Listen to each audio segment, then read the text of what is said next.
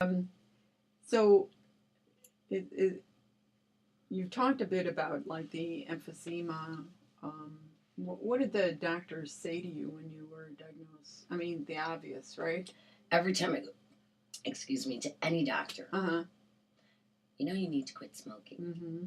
The And finger comes out. and I kind of go, let's move on, Mm-hmm. you know, because I've heard the lecture. Mm-hmm. Um, and I really don't put much credence into what they say. I did have a neighbor who was smoked for many years, Mm-hmm. and she had the oxygen tank Mm-hmm. that she would have to sleep at night with the Mm-hmm. oxygen on, and even that didn't deter me, you know, Mm-hmm. from not smoking. I don't really know. It's like a power greater than myself Mm-hmm. is controlling me, like this, you know, the angels on one side, the devils on the other. Mm-hmm. And there's a war going on. Mm-hmm. Yeah, and common sense somewhere in the middle. Yeah. Well, and your daughter. Right. And the social stigma. Mm-hmm. Because you don't want your daughter to think of you like that, whatever that is, a smoker, you know. And other people make that assumption. It sounds like those are more important to you than the medical things. And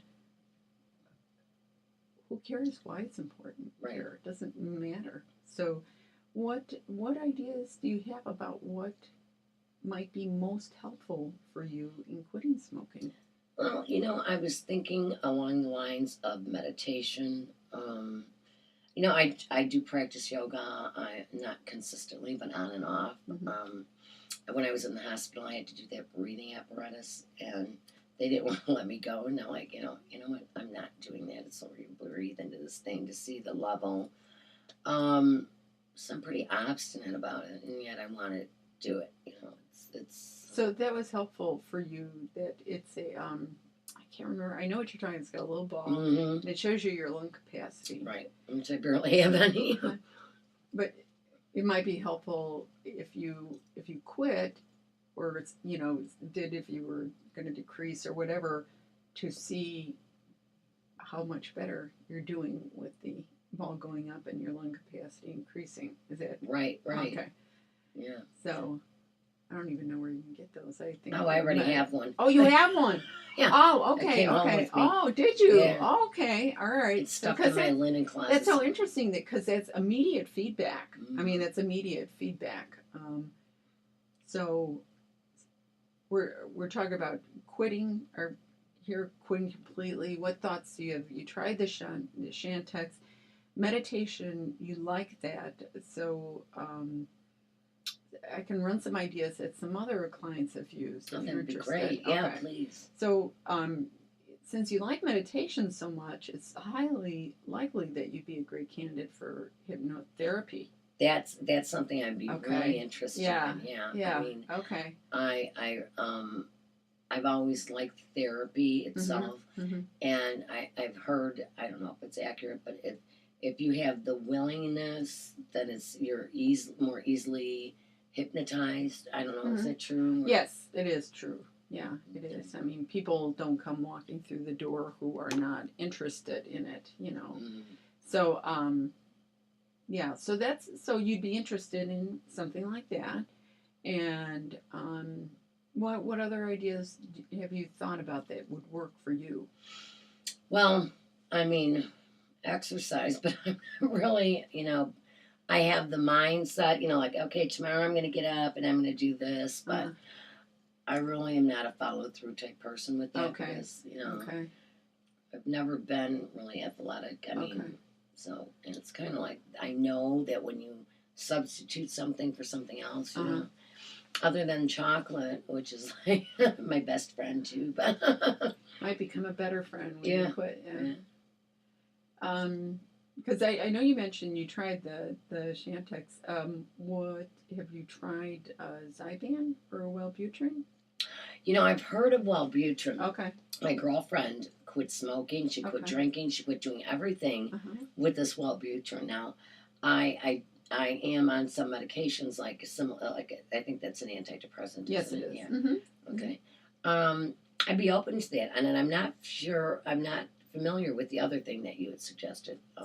I don't know what that is. It's the same thing. It's Wellbutrin, and when they found out by accident through what we call serendipity, that kind of like Viagra, that when people were on Wellbutrin, that they tended to decrease and stop smoking, and there were a couple of different reasons for that. Number one, people tend to get depressed when they quit smoking because it puts you in such a state of deprivation, and also Wellbutrin really is a good antidepressant for that. And the other thing is, it has a slight stimulatory effect, and when people go off nicotine, which is a stimulant, they tend to get pretty tired and have a hard, it's the opposite of however the nicotine makes them feel. And the Wellbutrin kind of was stimulatory enough that it made it different, right? And the last I've read, and I've not kept real current about it, but I'm wondering about the what your thoughts are, if any, about the any of the nicotine replacements like the gum patch, the inhaler. I've heard a little bit about them, but I mean, I do know some people, but they're not exactly reliable as far as really having a desire and sticking to it. That they smoke on the patch, and then it causes this extreme, like you're getting double the nicotine or whatever. So it's almost like they're getting a buzz from it, So that's my fear. And the cost of the patch, because it's not covered, throughout your insurance, and the Nicorette, same thing. It's very expensive, and I'm not really a gum chewer, but here I am because I'm chewing gum. But I mean, I'd be interested. I wish they'd make it more affordable for people, or have it covered by insurance, because the risk of the premiums for insurance for people who smoke are so high.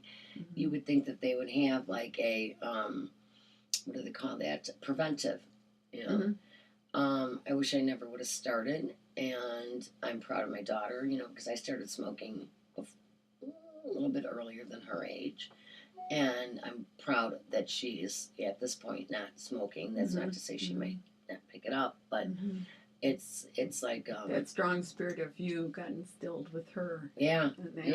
Maybe I'm the best example of why she doesn't want to.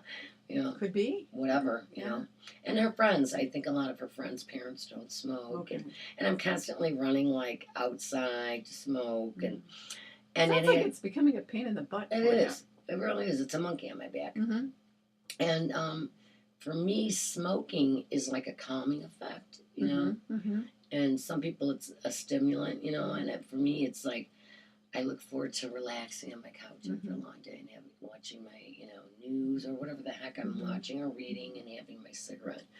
Like it's a little treat. Right, exactly. Or, like I'll do some work and then I'm like, okay, as my ex-husband says, union break, and that's cigarette break. I never heard of union break. I love that. Can I use that? I love it. Absolutely. Union break. I love it. It's not my quote, but I'm sure he would mind. I love it.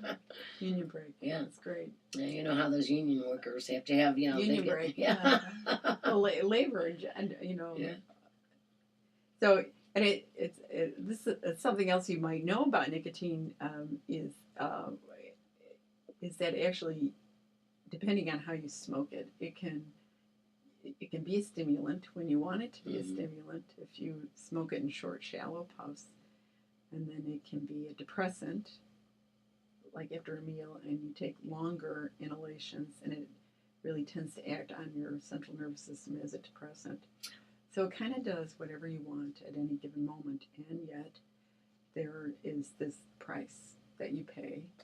Yeah, financially too, which is not financially right. Getting back to the finances, and I'm thinking, your daughter, what a pain in the butt it's become. The finances, the emphysema, really, because I would think that in 10 years, how much are you smoking now? Well.